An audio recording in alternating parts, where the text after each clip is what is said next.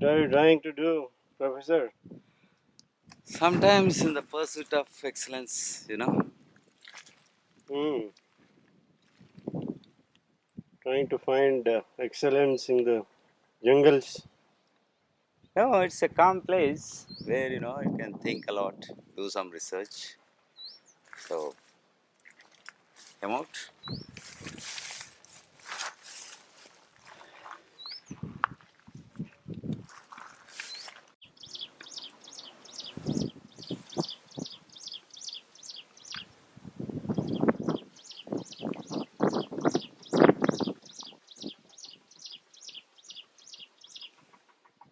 So beautiful here. Yeah, wonderful location. Peace and Do you come tranquility. here frequently for Yeah, meditation or? yeah. I don't meditate a lot, but I think a lot, and I need a calm location to do some research, read and write. So I come here. So you get a lot of ideas here. Yeah, This revamping. tranquil place. Yes, revamping the ideas, analyzing the ideas based on my previous and future plans.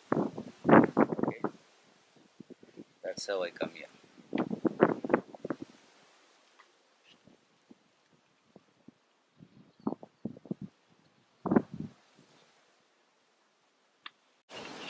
ఒక డివిడల్ పడేసినాం ఇవన్నీ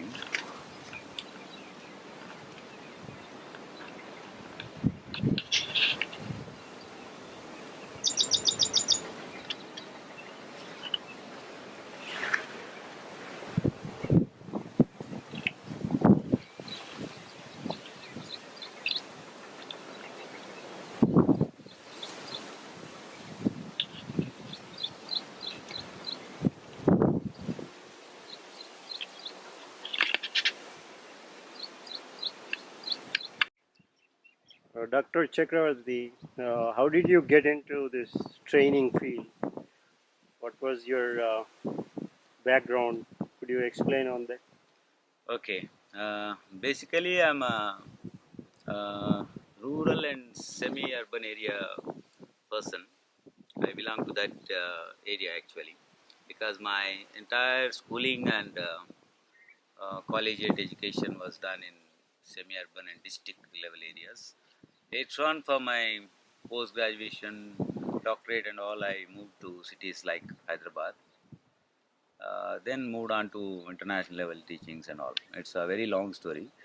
To cut the long story short, it all started in my schooling itself.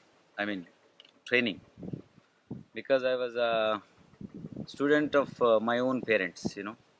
Both were teachers. Then they retired as headmasters and school heads of the institution. But right from my childhood, I have been trained by many people, like parents, my grandparents, uncles, my seniors, like that. And NCC, National Cadet Corps, was a very good training in those days. Military, army, and military people used to visit our schools and handpick the students who are good at some sports or cultural activities and all. So that rigorous training helped me a lot actually. We used to go camping, uh, we used to learn first aid, we used to do a lot of drill, parade and rifle shooting, lot of things, cross country run, lot of things were there in that. So I used to enjoy that. And teachers were wonderful. They used to train us in singing songs, telling stories, debates, and cultural activities, dramas, lot of things we did. So multiple skills were integrated and improved in me as an individual, which happened to many of my friends, of course. Then, because of this NCC, I developed a sort of leadership skills. They always used to ask me, Kalyan, take care of these 5 cadets, take them to that place and get it done, do this, that. So that really helped me in building my leadership skill. Then the team spirit, wherever I went, people were there. or rather say I was always attached to public, that too in rural and semi-urban areas, apart from metros also. Then I traveled across India. It all started with my school level programs only, some camps, interdistrict, interstate competitions and all. I used to participate. I used to sing. I used to dance. I used to mimic. I used to um, play the dramas. A lot of things. So many skills. To name a few, communication was the first skill. Where you have to interact with people. Some interpersonal skills should be there, and right attitude, without any ego hassles, mingling with people. I had all religions in my circle: Muslims, Christians, Sikhs, Punjabis, Rajasthanis, Gujaratis, so many people, so many different backgrounds, cultures. So I grew up in that multicultural atmosphere.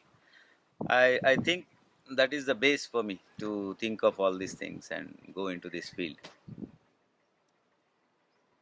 So you had a lot of experience in interacting with multicultural Yes, people yes, and understanding their various differences in yes, various cultures. correct. That So, was the thing. so the diversity Yes, you have been exposed to the yes, diversity in yes, culture and yes. So I didn't have any problems because whenever Muslim festivals used to come, we used to participate. Whenever Hindu festivals used to come, all of us used to participate. Whenever Christmas used to come, we used to participate. So all festivals give us a lot of cultural understanding, multicultural understanding, and a lot of languages also we picked up, like Hindi, Telugu, Urdu, English. So all these things helped me to become uh, multilingual personality, and multiple intelligences were also developed because of the schooling and all my education, travel, and now and then I used to pen whatever ideas I used to get. So a little bit of poetry, that literary bent also was developed.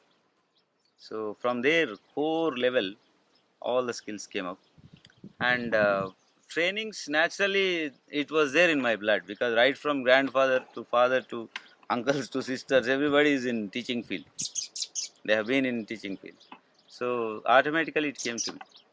Then people started accepting whatever I was telling them or lecturing, and little bit research also I was doing, how people learn skills and what skills are required and how they can be acquired, all these things. That's how, without any what do you call formal training also, I was able to teach people about skills. That came to me naturally. That's how I learned all the soft skills in a very hard way. oh, that's a good saying. Thank you. Soft skills, the hard way. Yes, because you see, how did we learn to ride a bicycle? Unless we fall down, struggle, so many wounds and lot. Unless you do all that, you can never ride a bicycle. Apart from that, your parents scolding, why did you touch the bike, things like that, and all these things will make you an expert rider. The same thing is applicable to soft skills also. Unless you get a lot of beating and molding, you cannot become a skillful person. So soft skills are also transferable skills. Yes, In certainly. that, for example, you said learning to ride a bicycle. Yes, So there are certain transferable skills in bike riding, which can also be transferred to learning a motorized bike. correct. Learning a motorized bike Yeah. or learning a car. Mm. So those transferable skills are also Yeah. there in soft skills. Yeah, it is there. Actually, there are different names.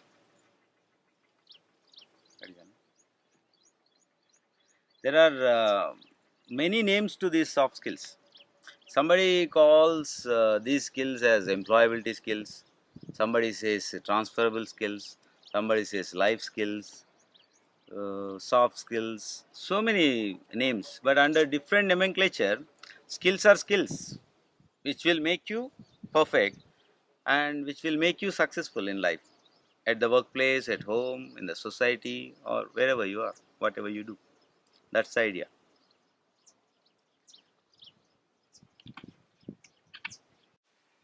Dr. Kalyan, there are so many words being used interchangeably, like personality, attitude. So, what's the difference between this, and how do you assess these traits in Yeah. a candidate? Okay, that's an interesting question actually. Many people use this word personality and sometimes they mistake it actually. They mistake it for physique. See, somebody told me one day that, sir, Shah Rukh Khan has a wonderful personality.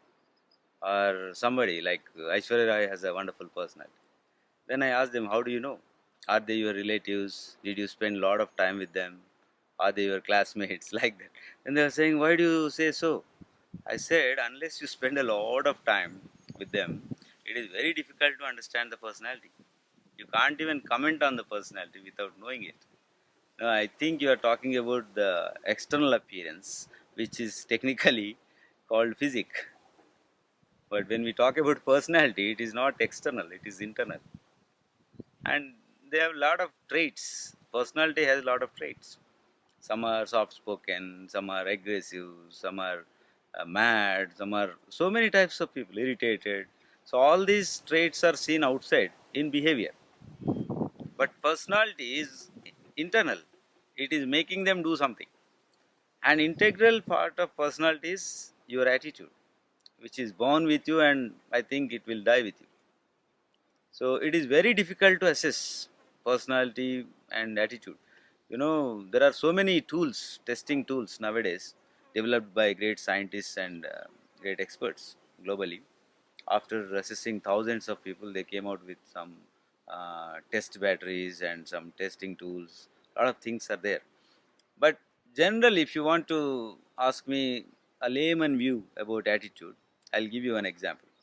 One day two bikes were going at a jet speed on a wide road, and I was going by them. By the side of the road, I was just going slowly, and these two youngsters were racing their bikes. And suddenly, at the traffic signal, bike one stops with sudden brakes, with screeching sound. You know, and second bike, which is chasing the first bike, also stops, and they were sitting in different combinations, boys and girls or boy girl, different combinations, that is immaterial. But in the process of stopping, second bike went and hit the first bike. The pillion rider of the first bike got wounded because of that, and his knee got broken. Now, as a researcher, as a trainer, as a professor, I got four options in my mind.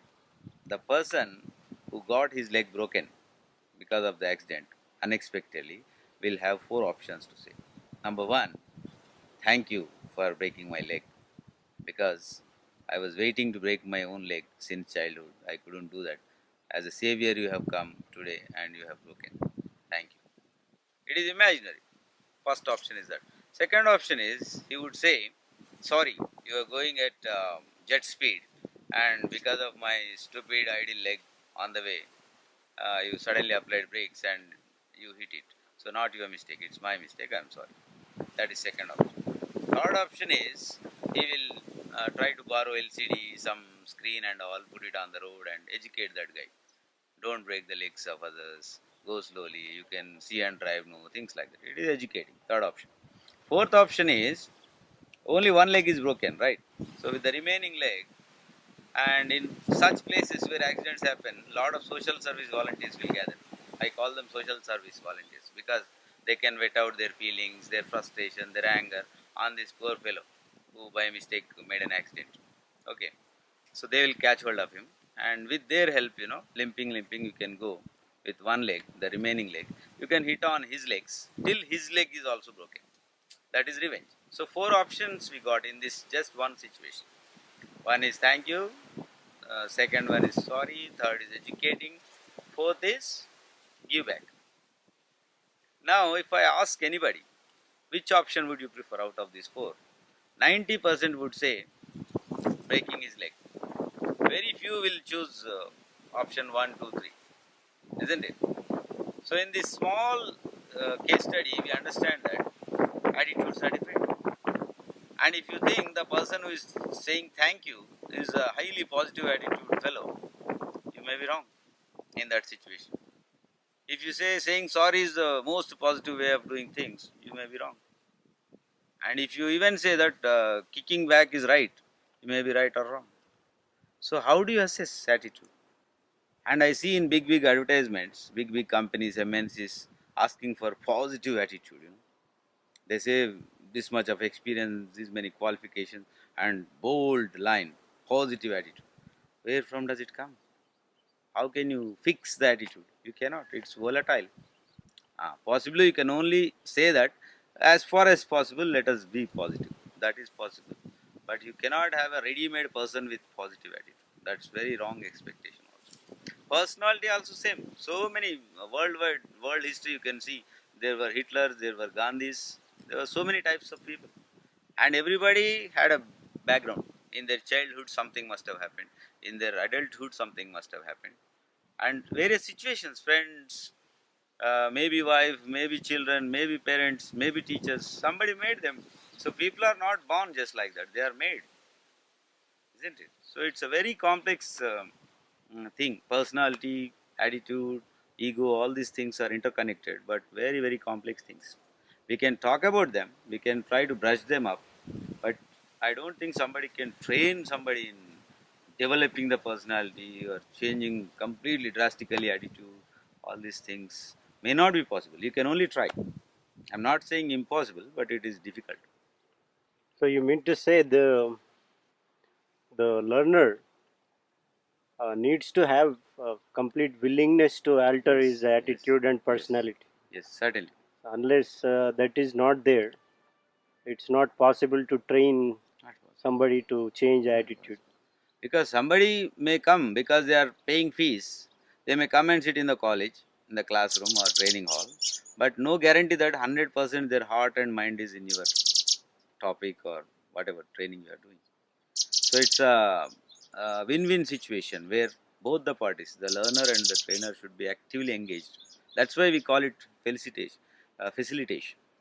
You know, we facilitate training. We create circumstances so that the end user should be able to imbibe something, inculcate something. But after learning that, if they are not implementing, again training is a waste. And in most of the colleges, schools, unfortunately, things do not happen in the standard way of training. I hardly see any standards actually. Like an eyewash, some colleges, some schools, some universities conduct some skills training and forget about it. That's why you see at the time of placement, they face a lot of problems. I wish universities, schools, and decision makers they could rise up to the occasion and think of doing something very practical about skills training. Because I travel a lot across India and abroad also. I've seen a lot of institutions, students at different levels. So things are not happening the way they should.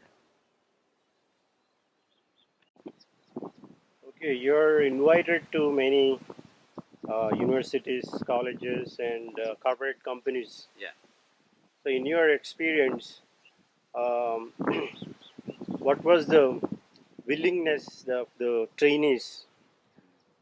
Were they willing to really learn and um, change their attitude, personality, and what's the percentage of people who are willing to change themselves? Yeah, that's an important question actually.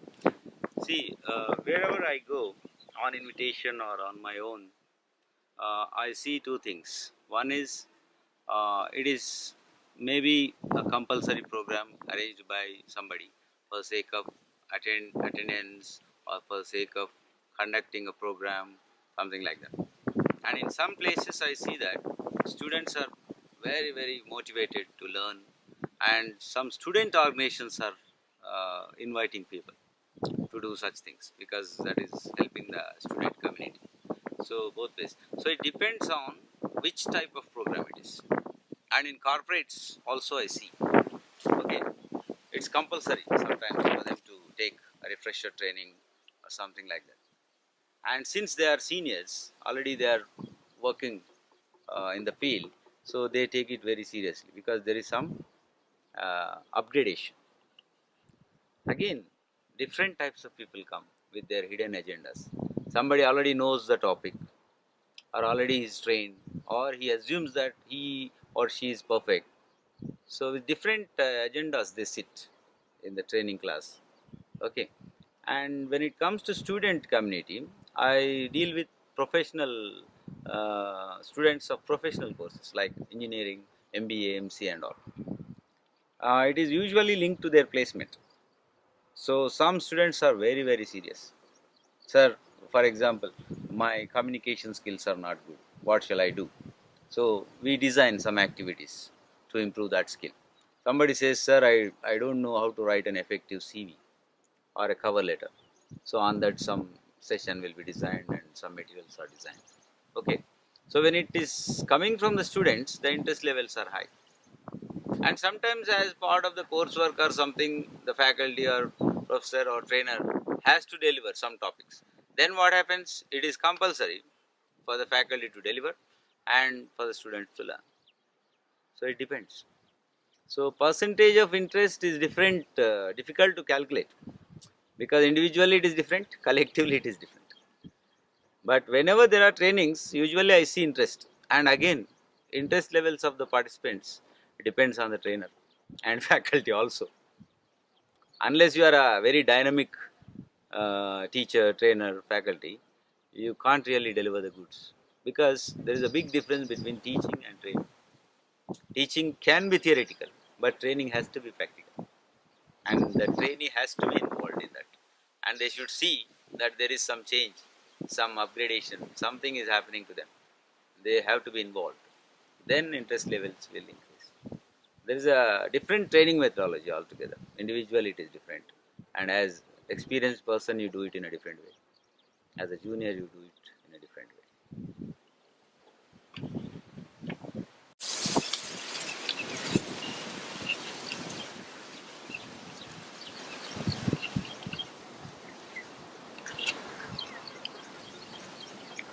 Success.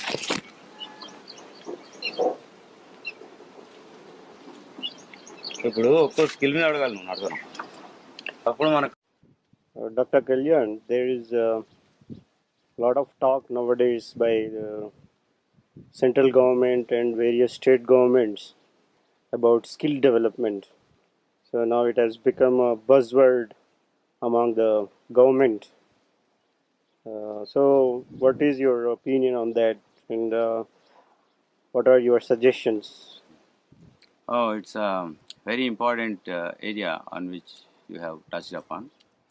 Um, Central government has started this skills training. There are some agencies like NSDC and several other organizations which are actively involved in that. But I don't know how far it is reaching the grassroots levels, like rural and semi-urban areas. Because in cities there isn't much to develop. Students are already uh, studying in English medium schools, okay, and they have good facilities, tutors are there, trainers are there, so it may be reaching them. But what about rural and semi-urban area students? That's the question always. Then it's a good thing that it's a healthy thing that central government and many state governments are thinking of implementing this skills training. But in phases it has to be delivered. For example, phase 1, phase 2, phase 3, like that. Um, A type, B type, C type areas should be taken into consideration. First of all, they have to be identified. Then they have to identify the trainers, and needs analysis has to be done. And then proper modules have to be designed. Which skills are actually required, and how much is the duration, and how many people are benefited. Such things have to be understood first, and there should be frequent monitoring on the implementation of the program. Okay. For example, in a rural area, you want to deliver some trainings. Mostly our rural areas students or youth, anybody for that matter, they do not have good communication skills in English. In English. Yes, They are good at communicating in their mother tongue, but yes, not in yes. English. Mother tongue anyway they will be good because right from childhood they are exposed to that, and mother is the first teacher, and home is the first school for anybody. So they will be learning that, and they may go to advanced level also, automatically or consciously. It can be done. But what about English? It is not done.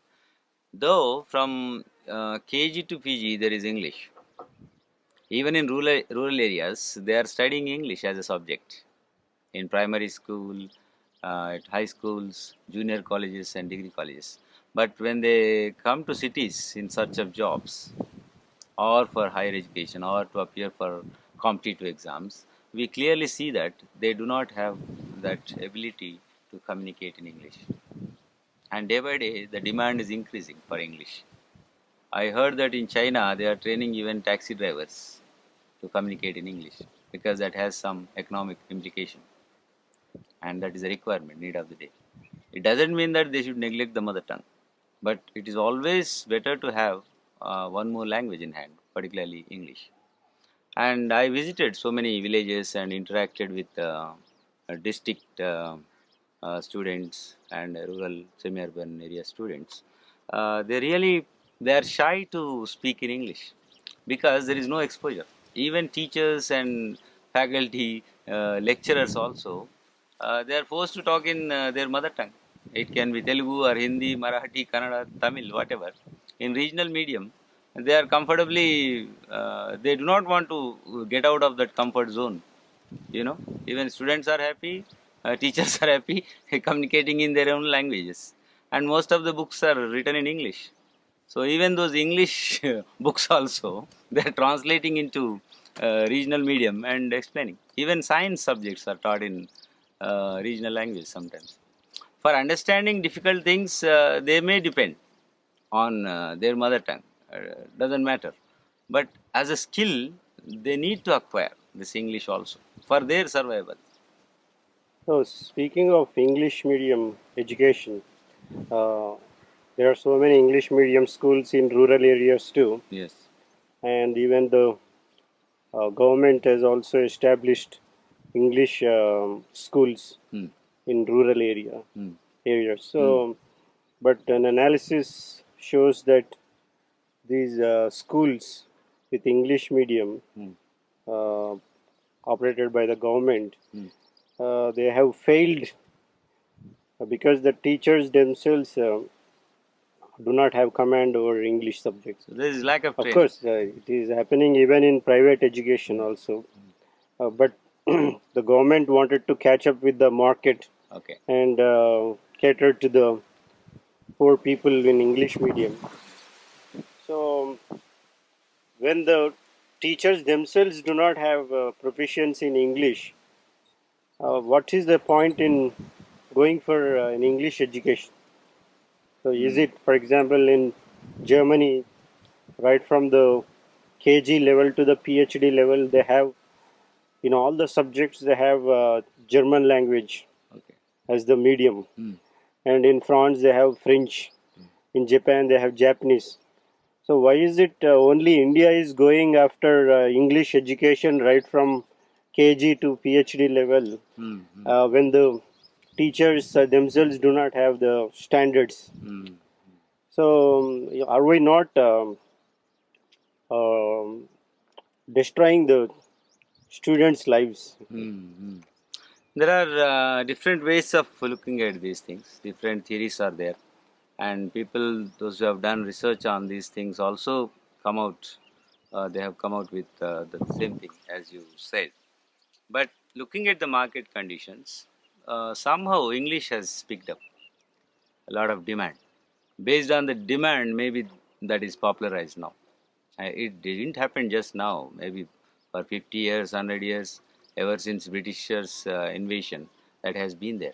But this MNCs, mostly because of this MNCs invasion or in the name of development, whatever you call it, the demand for English has grown tremendously.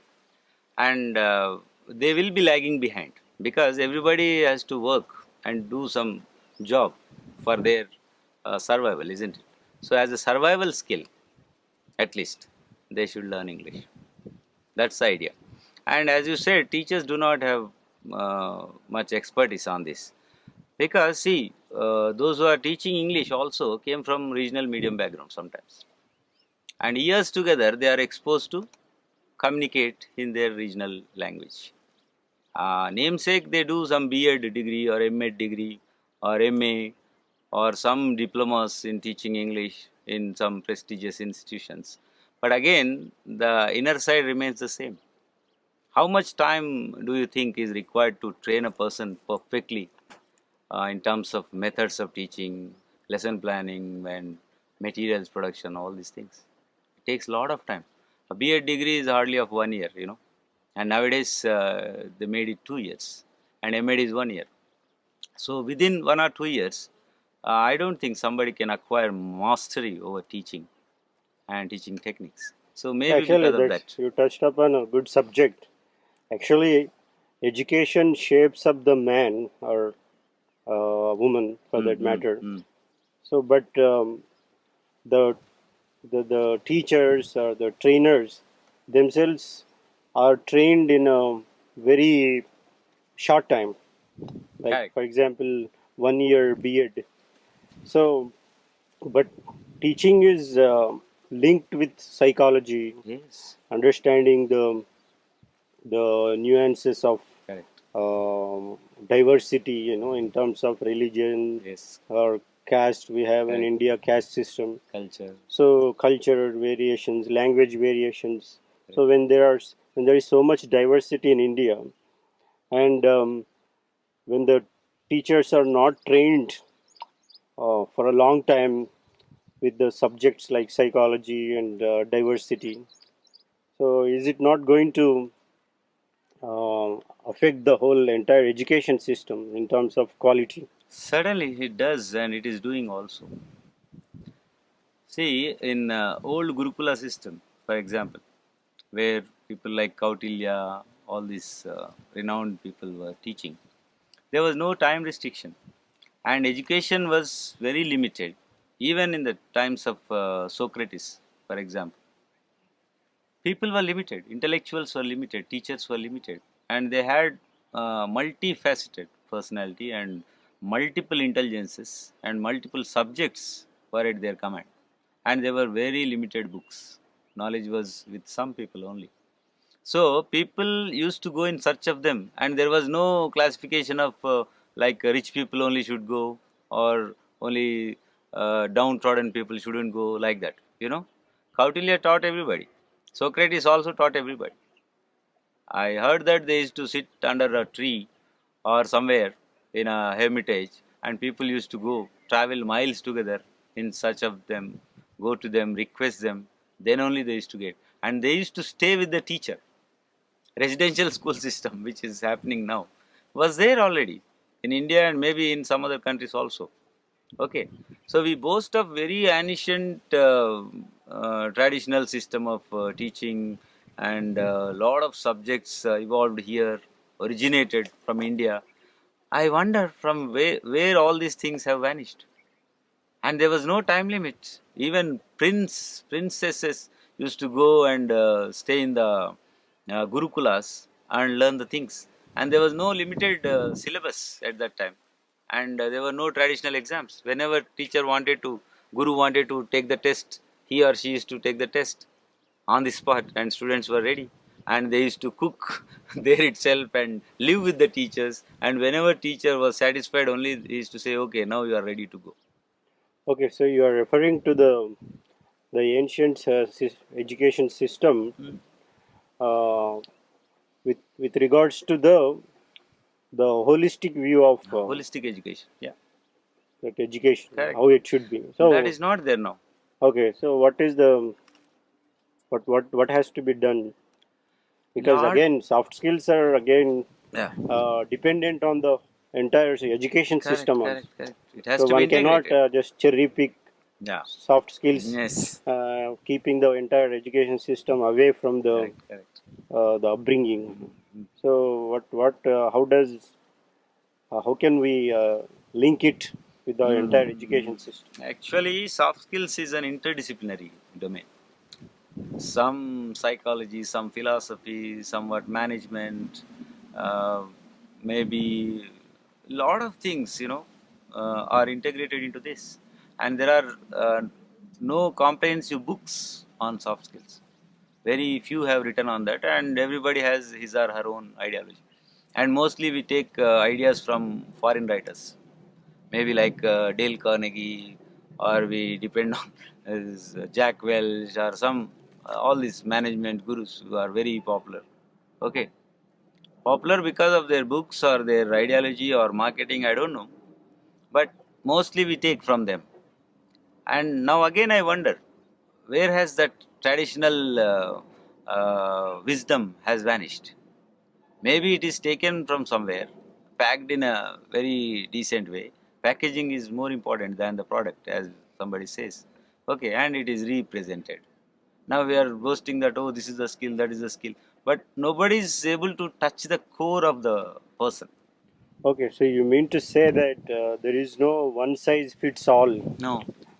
Like, for example, the Western countries, or the management has uh, evolved or dominated from those countries, so they are also kind of dictating the soft skills arena, Yes.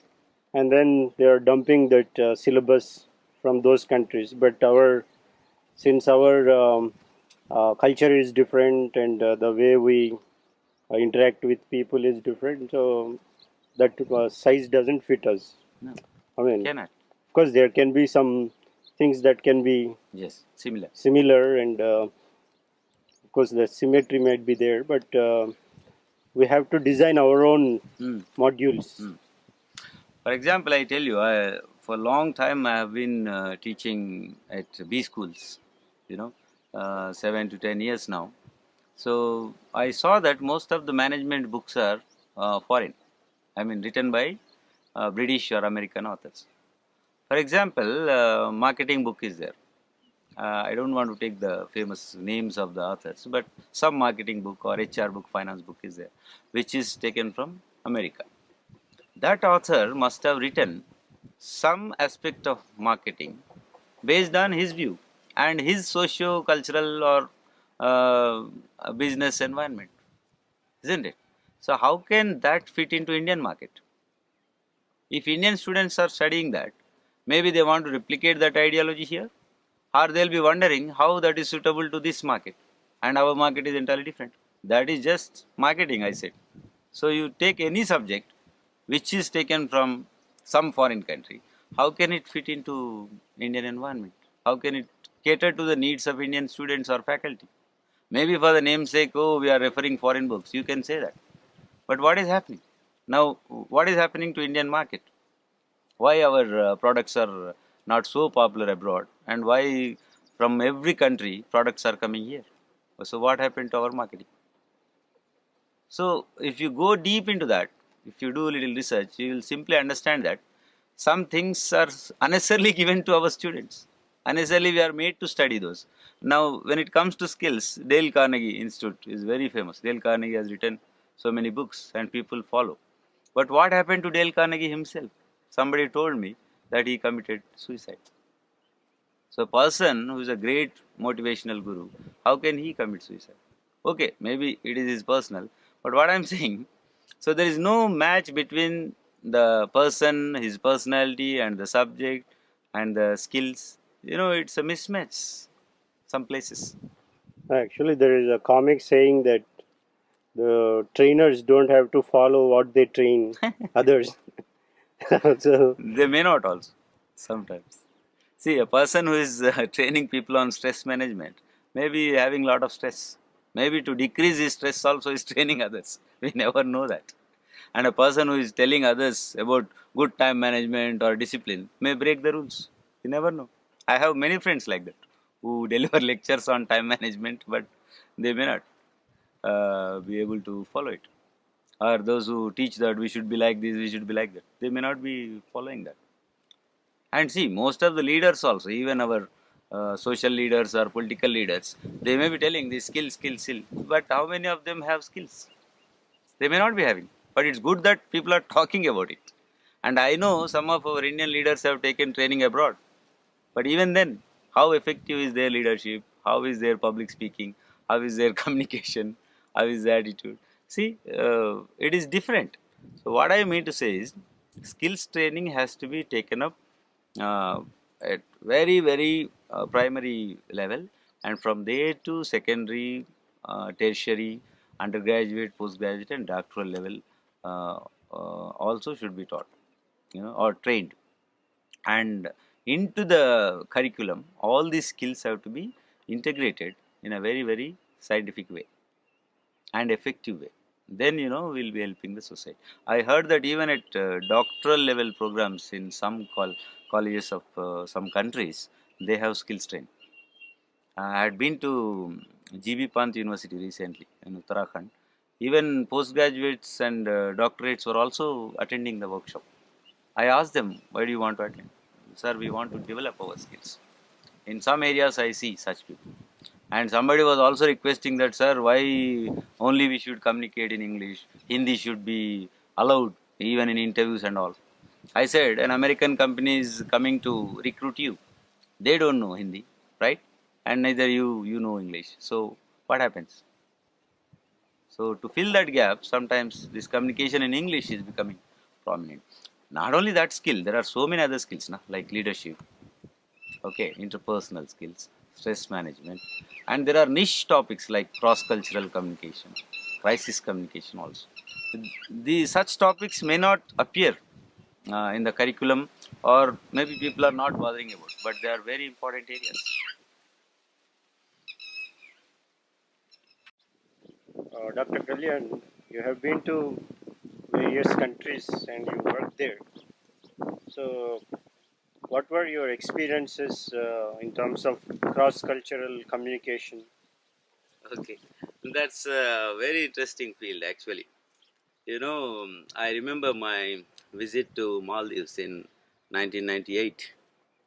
I had a small assignment there to teach and train some students and teachers. Okay, then after teaching them, training them for an hour or so, I happened to ask them, "Did you follow me, or do you follow me?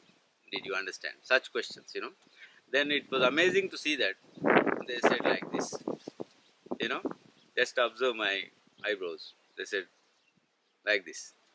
So universally, whenever we raise eyebrows like this, it means what, how, things like that, isn't it?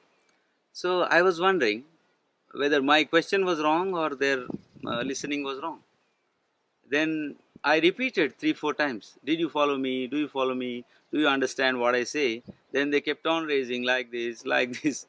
Unless and until my friend Nadim came to my rescue, a local Maldivian, and he said, Professor, don't get tired. In this country, when people say like this, it is perfectly yes. So that was a first cross cultural shock for me. I think that's the only country in the world where people raise eyebrows for saying yes. So that was one thing. Then I developed interest in this cross-cultural communication, cross-cultural issues area. It's a very big area. Actually, there are some companies like DFA, uh, Dean Foster's Associates, which is a training organization which trains blue chip companies across the world. I'm identified by them as a consultant and trainer, and I delivered some workshops also for them. So, next cross cultural experience I enjoyed was in the Middle East, where people have some innocent habits like linguistic expressions like, one day what happened, I was standing near a place and somebody came uh, and asked me, Ustad, where can I break? What is Ustad? Ustad is a teacher, a learned person, or an educated person, something like that in Arabic. You know, I said, yes, Ustad, tell me, where can I bray? Then I was wondering, the word bray in English means an animal sound. You know, I was wondering because first time somebody asked me that question, that too in a multicultural setting, in a foreign country. Then I said, wherever you can. Then again he said, Ustad, no, where can I bray? Bray. Then I understood that gentleman wanted to pray. So I said, oh, I'm sorry, you can go here to pray. So you see, a small pronunciation difference can create a lot of confusion, and that's the beauty of cross-cultural communication. Then after some time, somebody asked me, Ustad, where can I bark? Again, it's a surprise. Barking is again an animal sound. Okay. Then I said, wherever you can. Then he said, no, no, no, sir, where can I bark? Then I understood that he wanted to park the car. So you see, these differences will create a lot of problems sometimes. You know, in emails, usually we say, sir, madam. Sir, madam is perfectly polite and formal for British people, you know. They like it also when somebody calls them sir or madam. They understand that, okay, he's a respectable person and he's respecting me. But by mistake, if anybody says madam to an American lady, it creates havoc, you know, because in American English, madam has a very, very derogatory meaning. So all these things will create a lot of problems in a workplace also. So I train sometimes some companies, you know, where MNCs are functioning. People have a lot of problems, and I trained some companies executives in business communication also, which is another wonderful course. In some B schools, it is a compulsory subject like IIMs and some prestigious organizations in India and abroad also. So these are very, very niche areas: crisis communication, cross-cultural communication, corporate communication. These are very, very topics. Dr. Kalyan, it seems you have worked on crisis communication. Yes. Could you please talk about that? Yeah, crisis communication is another important area.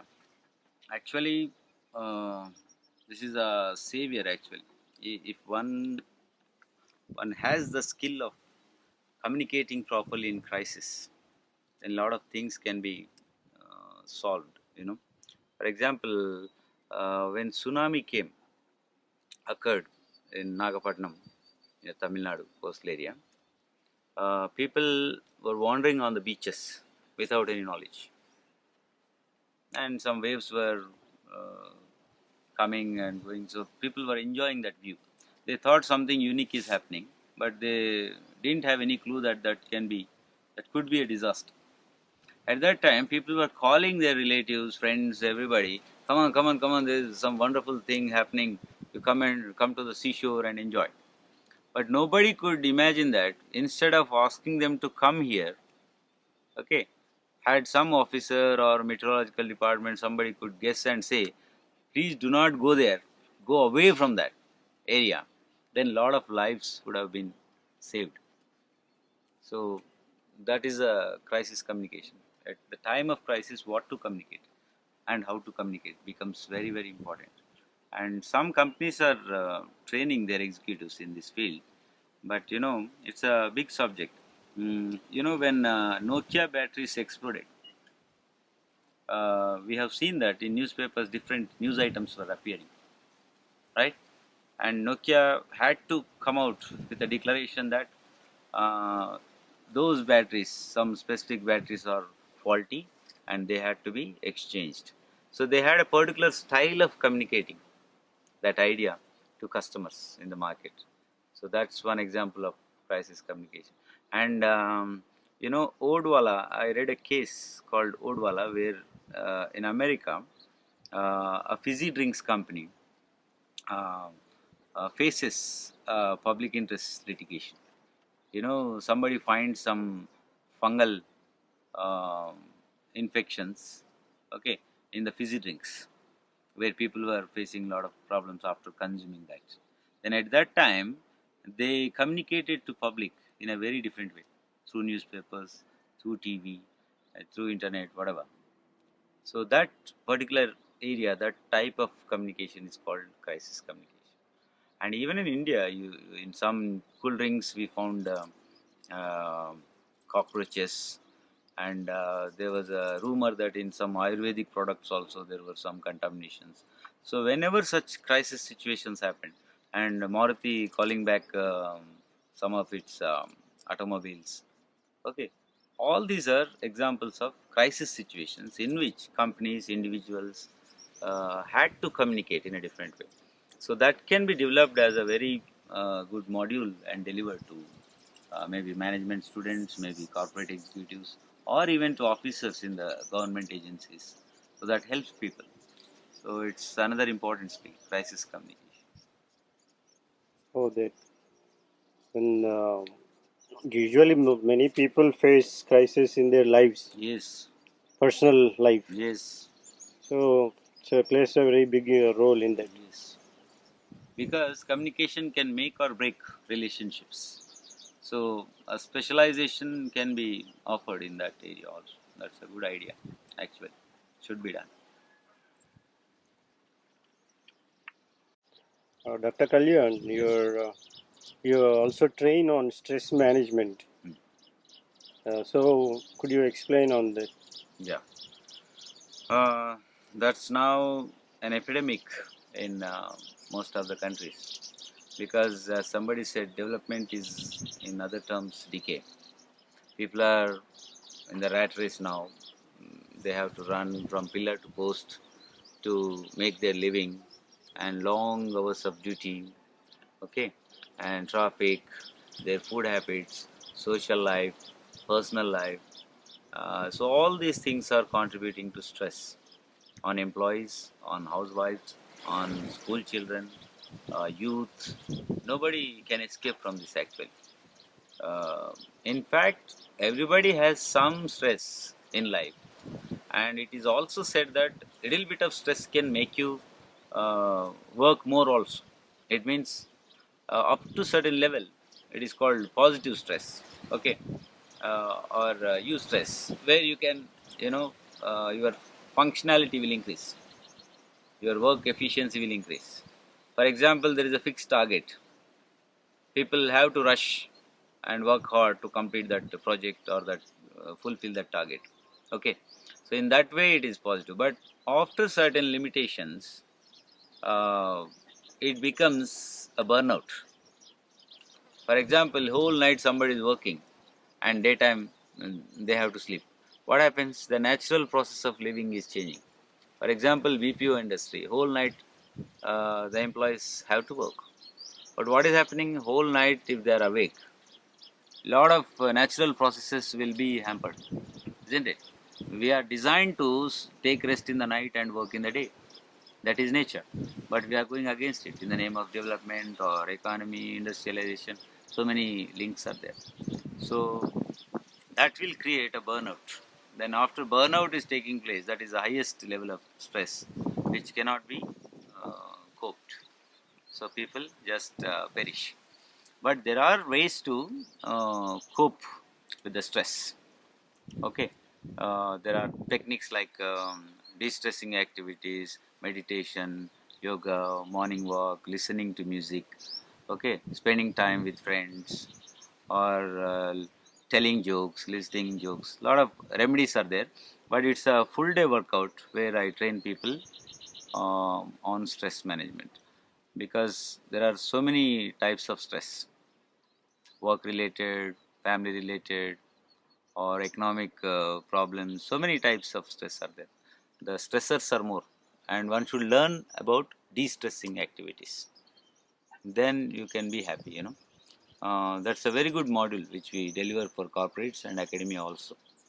If anybody is interested, then we can interact. Dr. Kalyan, Yes. the newly formed Telangana state is also talking about skill development.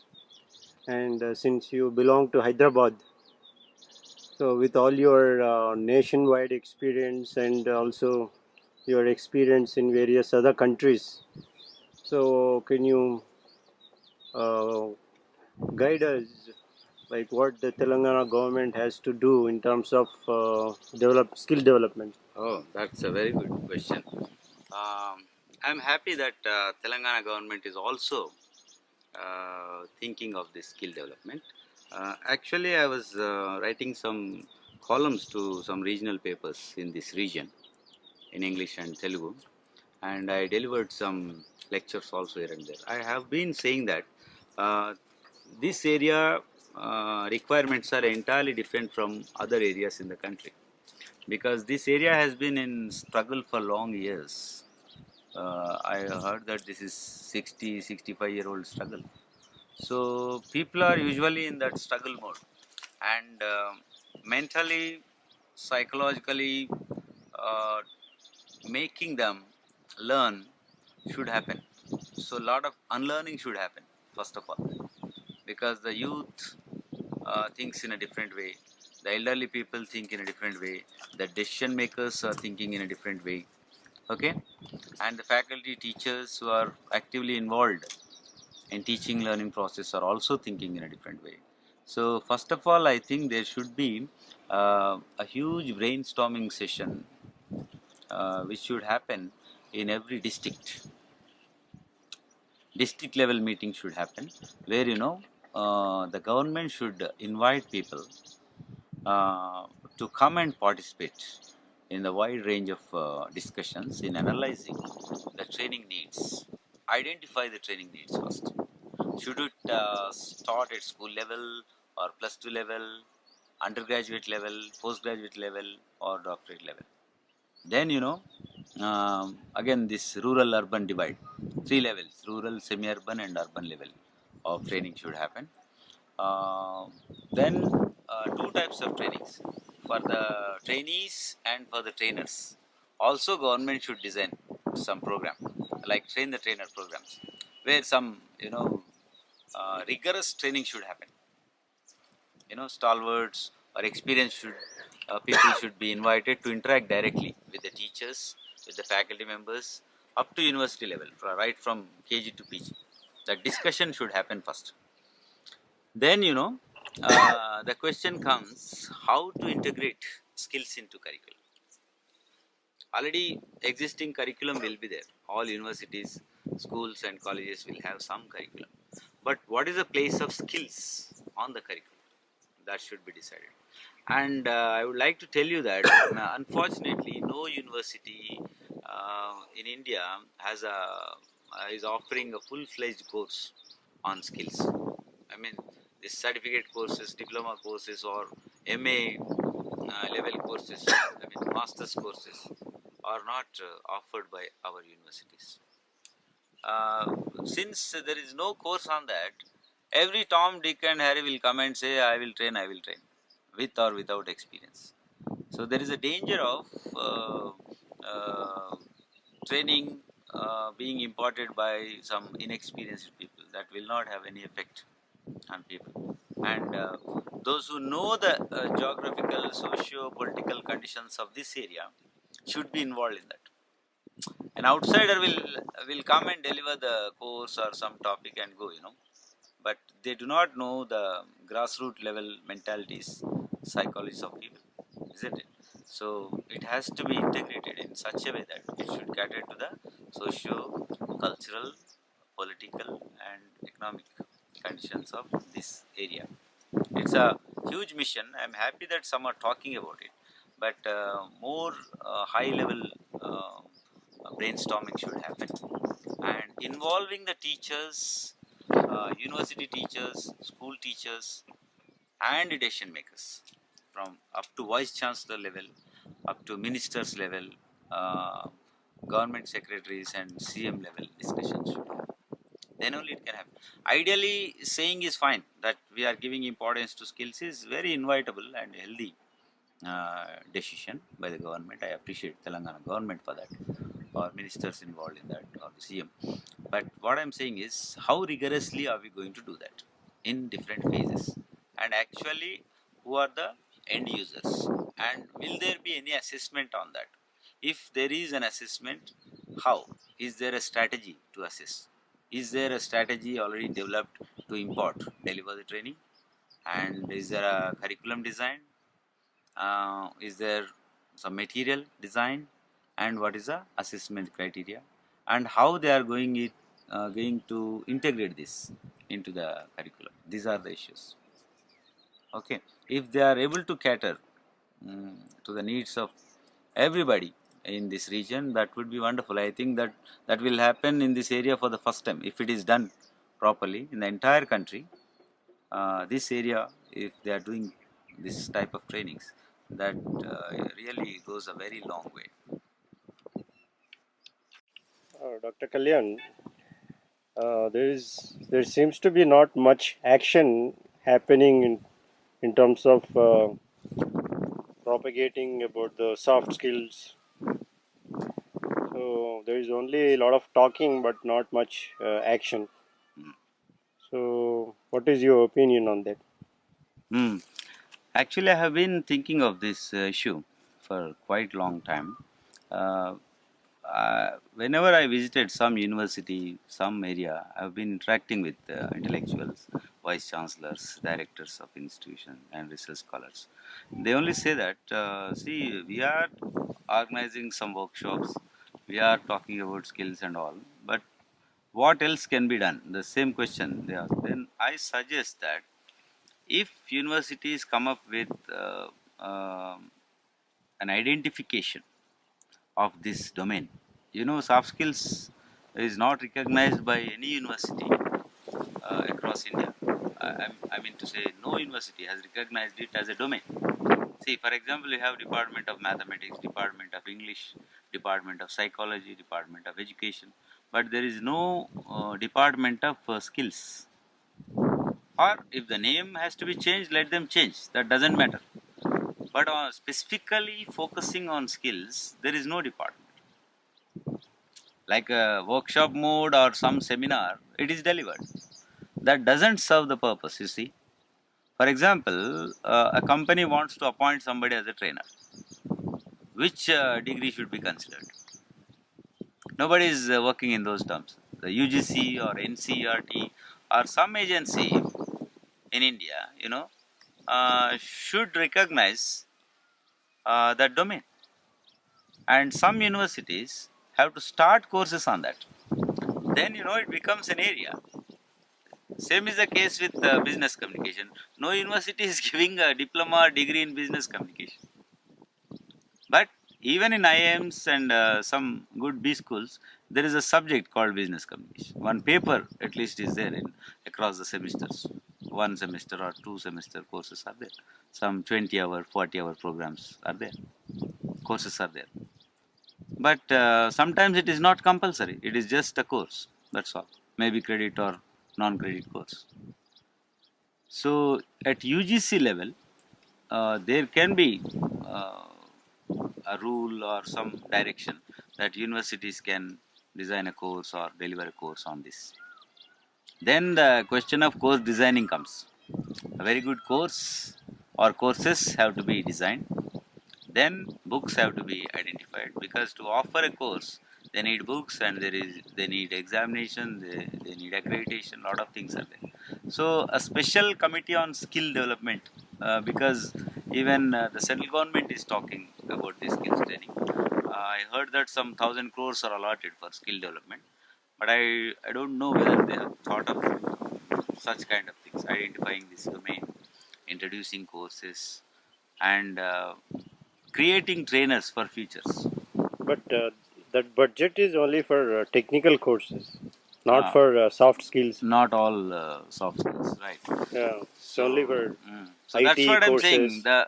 The way it has to be done, it may not be done sometimes. So what is happening? We are talking about it, but when it comes to implementation, it is still far reality. If you want to create a skilled manpower, then from grassroots level to top level, the strategy should be in such a way that it should be implemented, identified, accredited, then awarded. Then only implementation comes, isn't it? The So that has to be governments done. are talking about skill development, allocating budget, but 99% of it is going only for skill development, technical Technical development. skills. Hmm. So but unless they are also taught with soft skills, learning technical skills is also of not much use. Correct. It means it should be in hand, Hmm. technical and non-technical. I mean, hard skills and soft skills should go hand in hand. Because I see many IT professionals, they lack in some certain skills. For example, a person is highly educated in IT, okay, and he has done a lot of software, the SAP, ZAP, so many things are there, no? So he's an expert. But when it comes to, say, report writing or a presentation or even a simple email writing, he or she may fail.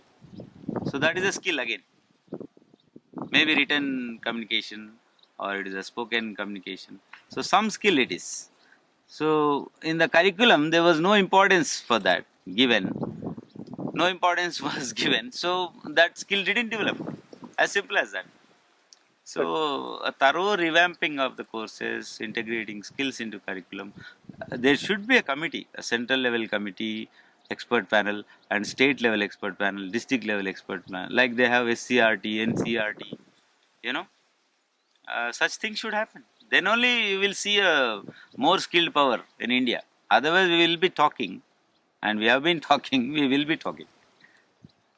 talking about soft skills for technical people, you mentioned that you trained some scientists at pharma multinational company, Yes, yes, and they didn't have much of correct. communication skills, and they were Yeah, making a yeah, lot of yeah, yeah. mistakes. Mistakes. Yeah. Can you explain on that? Oh, yeah. I was shocked when I was in a training session. One senior guy has had come to me and said, "I'm told my boss, professor, that I'm attending your class." I was surprised. What does it mean? I'm told my boss, I'm attending your session. I said, okay, I got it. What he meant, I got it. But later on, I was thinking, such a senior person, how could he do that drastic mistake? He was a scientist. Yes. So then I was hesitating also to say how to say because they are seniors. Then later on in a conversation, casually I asked him, "Do you speak in the same way?" Yeah, I speak. People understand. So, but is there any problem, Professor? Yeah, some basic sentence level structural problem is there, grammatical problem is there. Then he was very submissive and he was ready to learn. So I told him, see, when you say I am told, it is totally reverse. I think you mean to say that you informed him or you are informed by somebody. Is it? Then he understood the ideas. Professor, thank you. Because all these years I was talking in the same way, maybe writing in the same way. Imagine if some MNC is ordering some stuff to that company and this guy is dealing with that and they say payment and he says, I am paid. What is going to happen? Maybe crores of loss sometimes. So basic, even language is a skill, part of communication skill. Even that is not given properly or maybe not learned properly. So when we talk about these skills, something very drastic has to be done. Very seriously, scientifically, regularly it has to be done. Then only people become skillful. And these companies deal with multinational companies, and they need to interact over mail, over webcam, and sometimes over telephone, and they have to make presentations. So to do all these tasks, they need skills. So special trainings have to be provided. Some are doing it, but more often it should happen.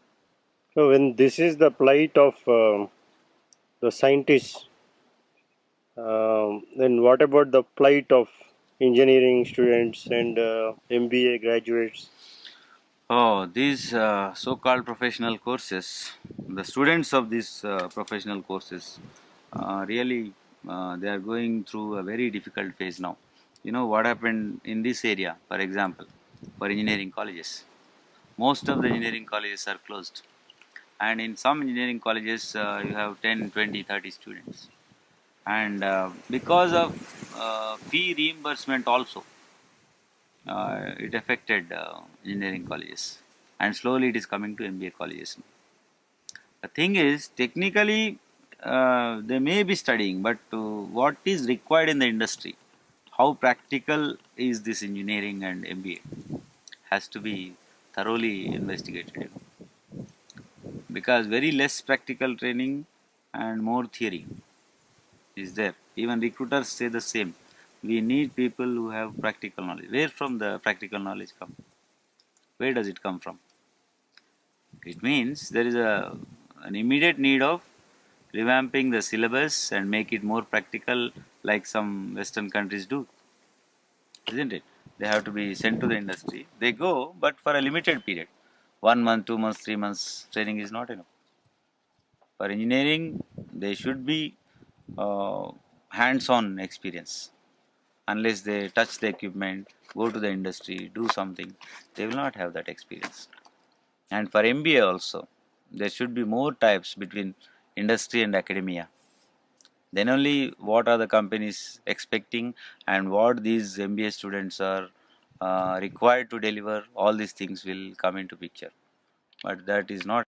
Dr. Kalyan, Yes, what were some of your observations about engineering or MBA students? in terms of Uh, skills. Okay. yeah, in terms of skills.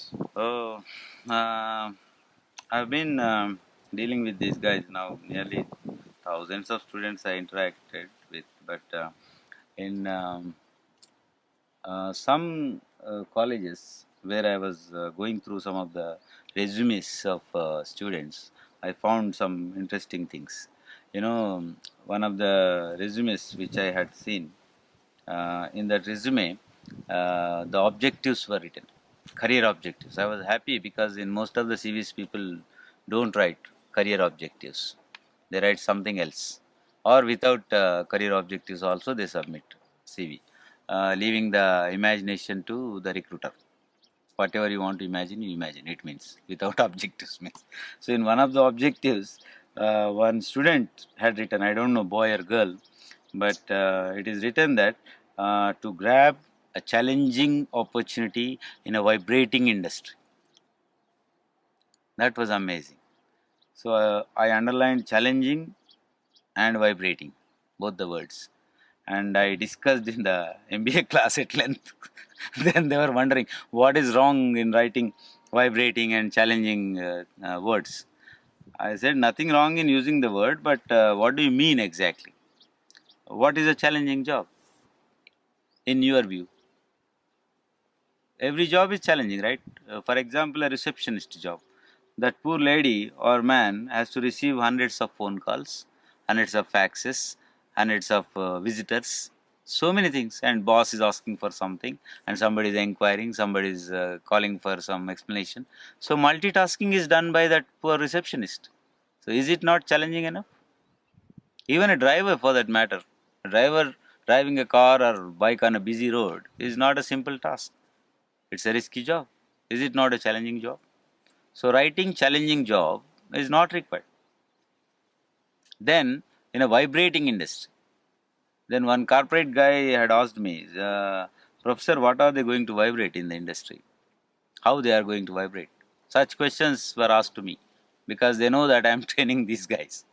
I said, I don't know. So they have to decide.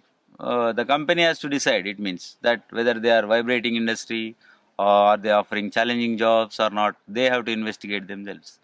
So that is clear cut communication problem. It is written communication.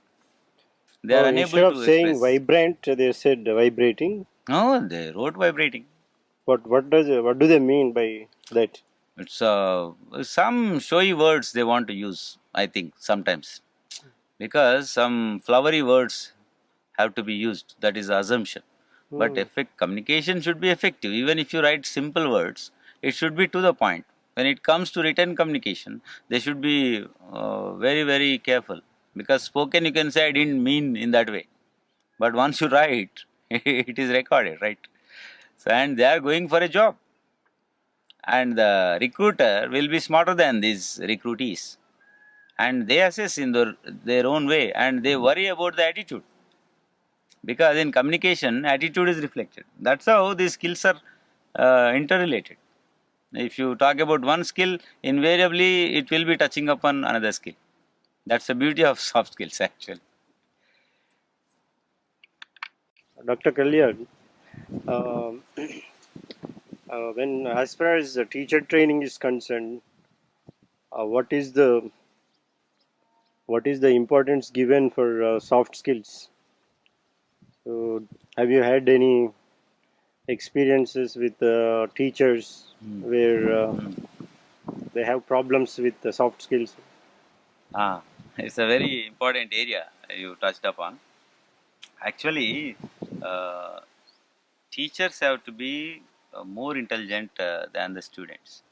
But sometimes what happens now, because of this information age, high tech gadgets, and this invasion of media, foreign media into India, and these multi channels, all these things have made our students very, very unnecessarily smart, I should say. And teachers are not frequently upgraded. That is a problem. You know what happened? One day, I have seen the notebook of my own daughter when she was in KG or class 1. So the teacher has marked in red ink.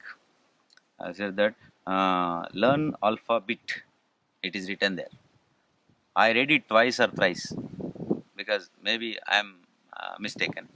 Then I read the spelling thoroughly. Alphabet is written, and some are writing alphabets. But alphabet means itself 26 letters of English. So I was wondering, where is the lacuna? The teacher is writing it. And sometimes right answer is ticked wrong and wrong answer is ticked right. Okay. And some misuse of words. Instead of saying rheumatic pains, they say romantic pains in spoken.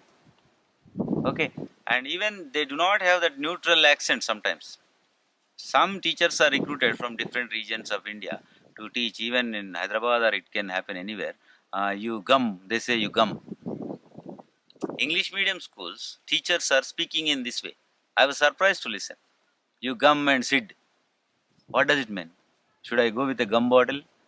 And what is Sid? Is it a name? Then I understood contextually that they are asking the students to come and sit. These may look very simple things, but you know that pronunciation is going into the minds of the students and they pick up same type of accent. Okay, we are not worried about British or American accent, but neutral pronunciation is required. That can be part of the trainings. And you know, our teachers do not focus much on methodology, innovative methodology, how to involve the students, what is liked by them. Such things are not thought of. Lesson planning is there. Even in B.Ed and M.Ed courses, they have lesson planning. But how many teachers plan the lesson before they go to the classes? And each subject teacher comes and says, this is important, this is only important. Now see, for example, a child is playing on the playground in a school. Some math teacher or science teacher passing by says that, no other work, always you play in the ground. And he goes. Then to impress that math teacher or science teacher, this student has to study more and exhibit more interest in that science class or math class at the cost of play. And everybody knows what is the importance of a play in a child's life. Games and sports matter a lot. Otherwise, there is no physical development, isn't it? Then physical development master will come and say, if some students are studying in the class, always you be with the books, no use of your physical training. How can you be healthy? He will say and go. Now what is happening? The learner is so confused, which is important and which is not important. If I study science, maths teacher is commenting. If maths I give more importance, a language teacher is scolding. If language I am studying, physical education is at stake. And there is very few schools have playgrounds nowadays. The same is the case with certain issues like the social sciences. They say the earth was created by a god, but science says it was Yeah, scientifically yeah. with Big Bang it happened. So many confusions. So even teachers may carry such notions, and a teacher should be neutral. If it is science, talk pure science, and one should not show any religious differences. In some classes, it is shown, and lower class, higher class, such differences are also shown. So education is a very very noble area, and teaching is a noble job. And for those teachers, if training is not given properly, and just 1 year training is given, then how do we expect them to be practically dealing with the students and developing their personalities? Nobody can really develop the personality, It is imbibed, okay? It is inculcated. It should be practical. It starts from the home itself, from which background they are coming. So, a thorough background study has to be done of the learners and teachers, more of the teachers, because they are dealing with some 30 to 60 individuals in a classroom. It means 30 to 60 lives. They may become criminals in future or leaders in future. We don't know.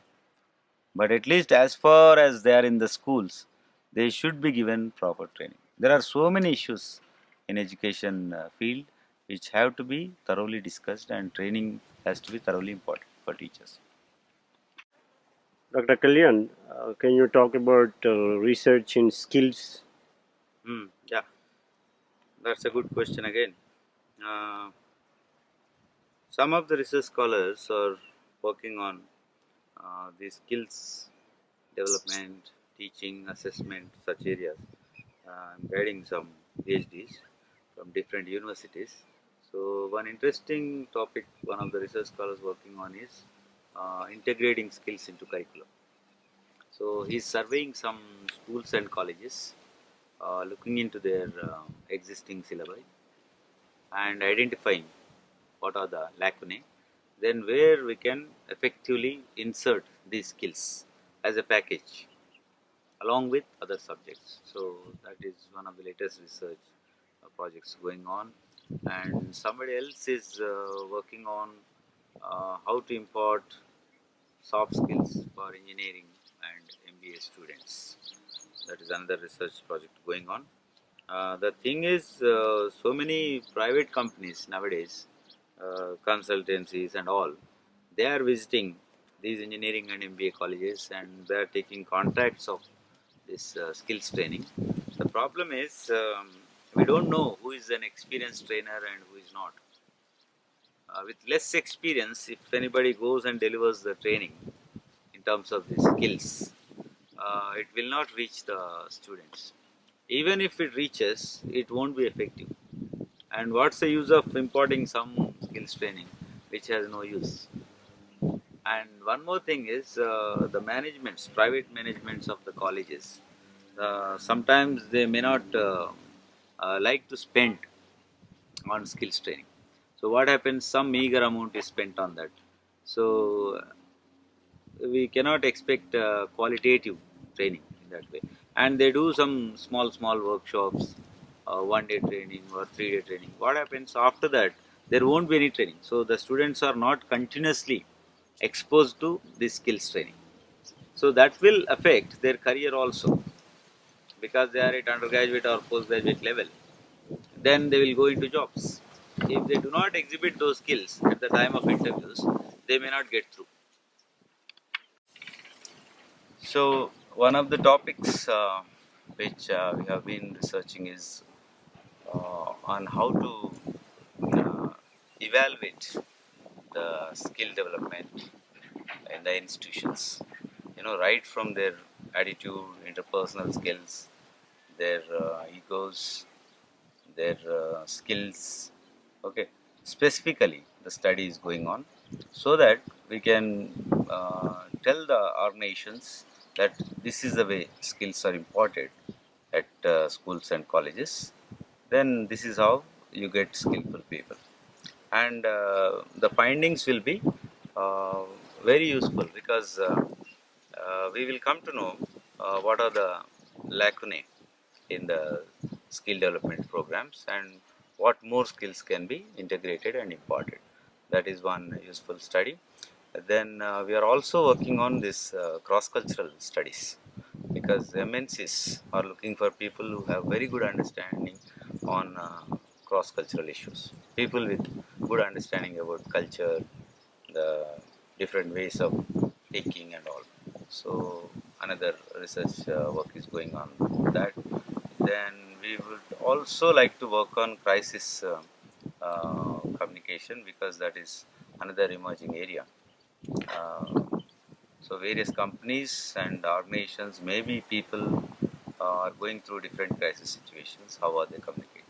So these are some of the latest research projects going on, and more and more research should happen actually in terms of skills and education also, because these two are very much integrated. And I wish the government and corporates uh, encourage research and innovation in these areas also, because mostly companies and government will be focusing on technological development or space and petrochemicals, things like that.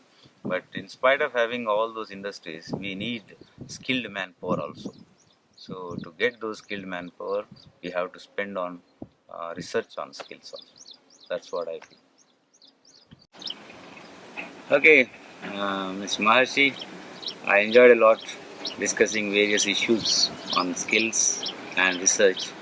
Hope um somebody will be benefited by this interview, and pursuit of excellence still continues. Thank you so much. Take care.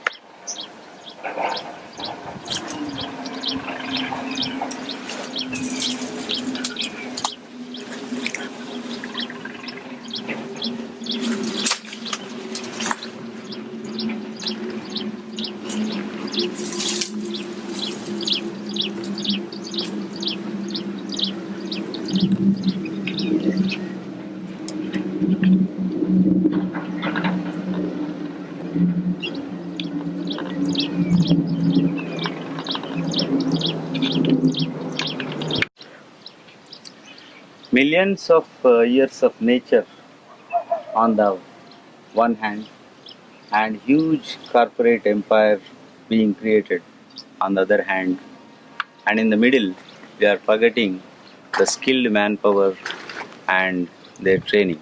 Without skills training, this high-tech empire is just a skeleton.